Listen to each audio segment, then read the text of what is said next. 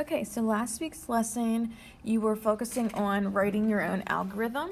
Again, algorithm is just a big fancy word to the steps on how to do something, to complete a task.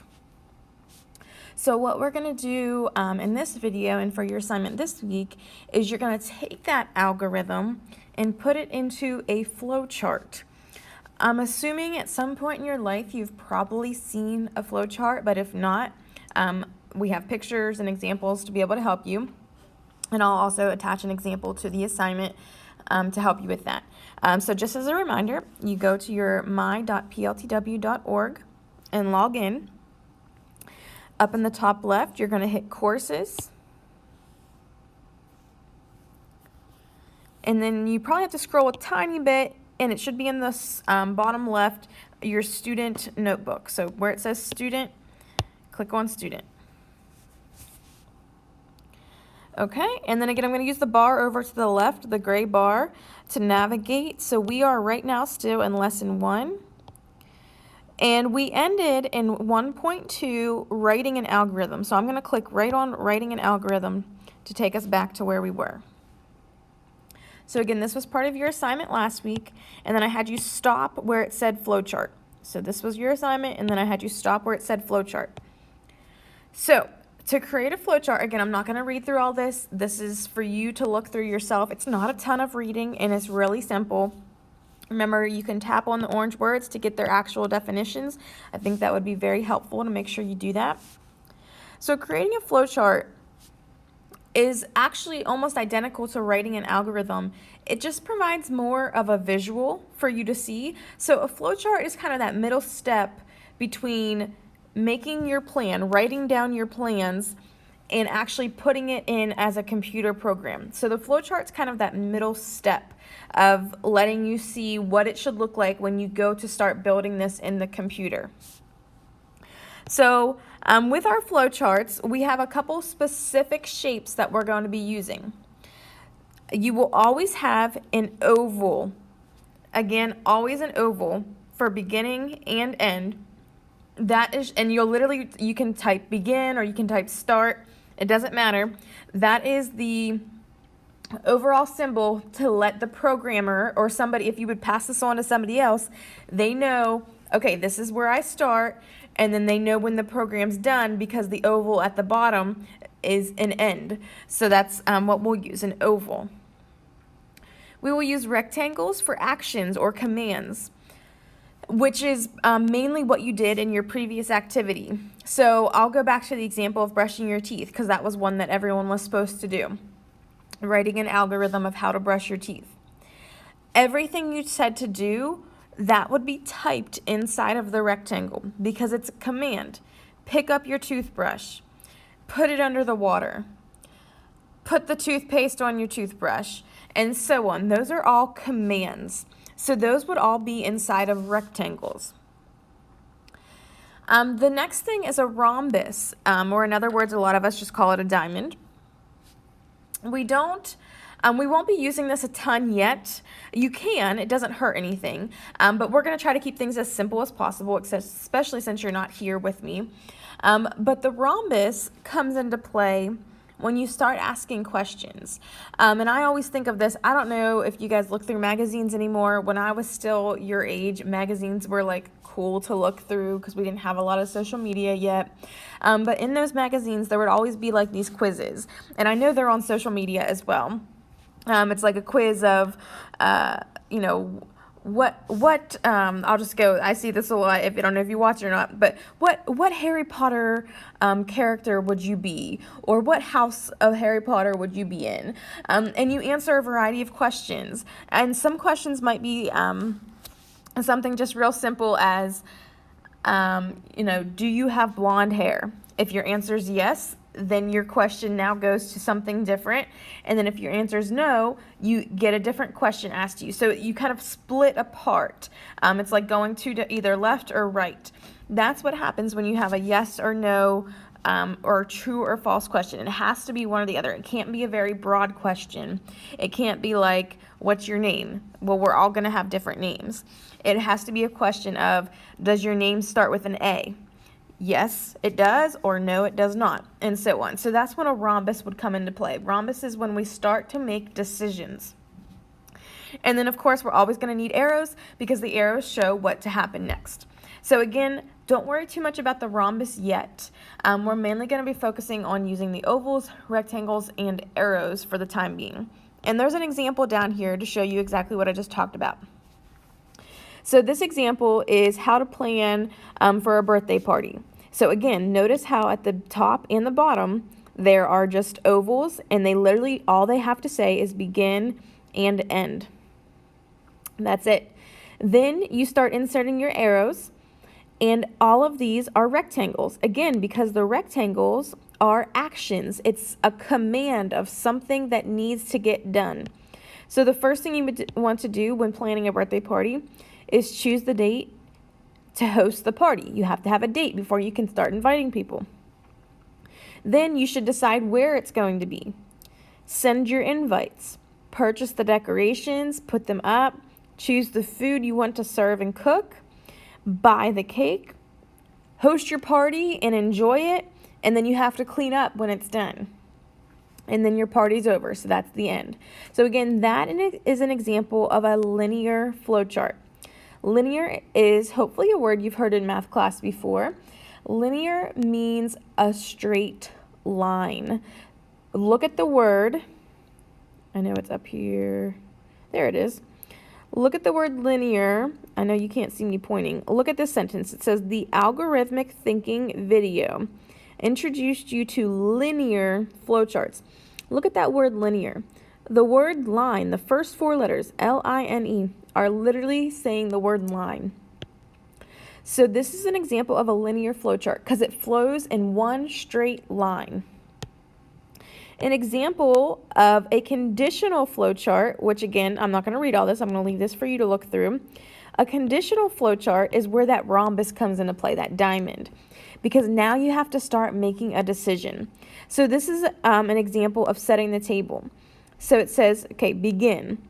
The first thing you have to answer, and it gets a question. Notice that questions are the only things inside of a rhombus, inside of a diamond. Is it 6 p.m.? If the answer is no, so let's say it's still 4:30, then you need to keep doing your homework. Is it 6 p.m.? If the answer is yes, then it's time for you to set the table, and then you follow those steps. Now at the bottom, I like to always explain what's happening at the bottom because a lot of people don't understand. At the bottom, there's another question, and it's kind of worded weirdly. I think that's where people get confused. Count equals n, and then it has a question mark. What that's saying is you just set the table. Is it for enough people? So you're setting one place setting at a time. So for example, if there's 4 people in your house and you need to set up 4 different seats with table settings, then the answer would be no. Is your count done? No. Oops, sorry, I'm clicking on stuff. And then that arrow brings you back to repeat the process of, okay, now you need to also at the next seat, you need to put the plate, cup, and silverware. And then you would continue repeating that until your count is done. So again, I'm clicking around. When your count is done, so you got 4 sets set up at the table, then your answer is yes, and you're done. Your job is done. That's an example of a conditional flowchart. Again, because you're answering questions as you go. And again, we're not going to worry too much about that. You can try it. You're welcome to with this assignment, but you certainly don't have to yet. Okay, so what you're going to do, first thing is, right here, you need to do this activity. It's real short and sweet. You're going to try to create this flowchart. The answers are already down here. So it's a flowchart about whether you will pass or fail a class. And so it's how that it works. So calculating the grade is the grade greater than 65, print passing, print not passing, and input grades. You're going to drag all these, so I'm just going to show you how it works. You're going to drag it and put it in one of these positions. I'm going to reset. When you are done, when you think you have all of yours, A, B, C, D, and E in the correct spots, go back up and hit submit.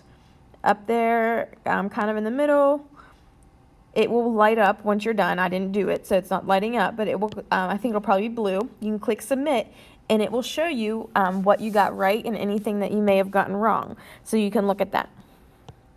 Okay, so do that activity first. Here's your main assignment that goes along with this today. You're going to create a flowchart using the algorithm you created last week. So again, if you, everyone did the brushing your teeth one, but you should also work to create an algorithm on your own.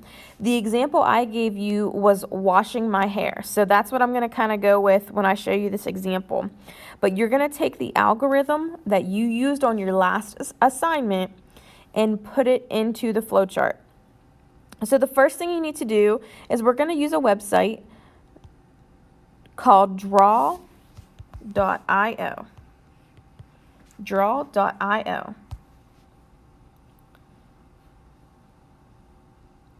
Okay, you're going to use OneDrive. That's where we're putting all of our school stuff. Authorize it. I might have to sign in. Accept. There we go. Okay, and you're going to create a new diagram. You can change the name. I do recommend it to change that file name. Let's see. Algorithm example is what I'll name mine, since that's what it was. And then you want to choose blank diagram and then create in the bottom right corner, create, and it will open up. Use root folder, yes. There's like a million questions. And this is what you should come to. So this program, it'll probably take a little bit to get used to, but it's actually a great program. If you notice, the shapes are over to the left, and then all you have to do is double tap inside of the shapes to be able to type. So let's start with the oval, because remember, the oval represents the beginning and the end. So I'm going to double tap inside and type begin. Voila, it's done. Now here's the cool thing about this website, draw.io. If I tap back on, sorry, let me see if I can get rid of that. If I tap my shape, you should see arrows. They're very, very lightly colored, but you should see arrows on all four sides. If you tap that arrow, and we want it to go down, we're looking at our steps. If you tap the down arrow, of course it didn't work for me. Haha. Try it again. I might have to zoom in a little bit. I love technology. Okay, let me try that again. Tap your down arrow. Hilarious. Oh, I can't stand it. Anyways, the arrow should show up. Not sure why it's not. This stuff always works so much easier on a computer.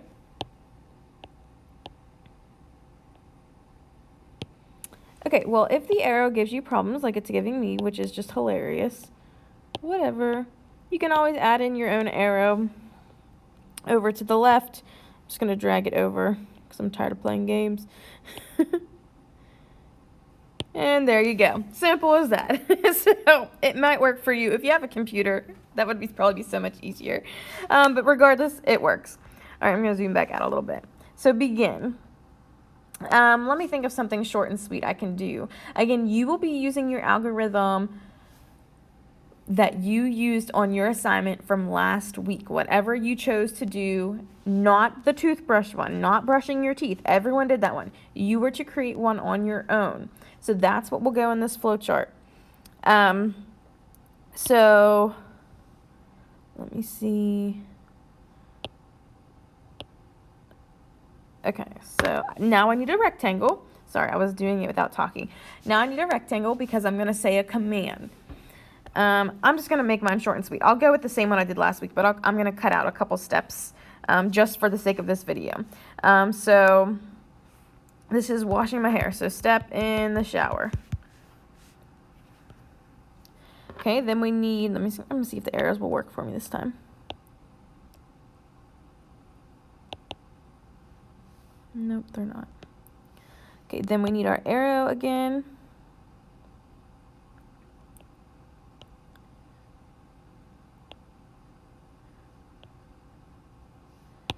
Okay, we need another rectangle, again, because we are going to be making commands. So I don't know what just happened there. Okay. After stepping in the shower, oh my gosh, this technology, these iPads. Okay, after stepping in the shower, again, I'm just going to make this short and sweet. Just wash hair with shampoo and conditioner. I don't want you to skip your steps. I'm only doing it for the sake of this video. So let's just pretend I went through all those steps. They would all be rectangles because they're all commands.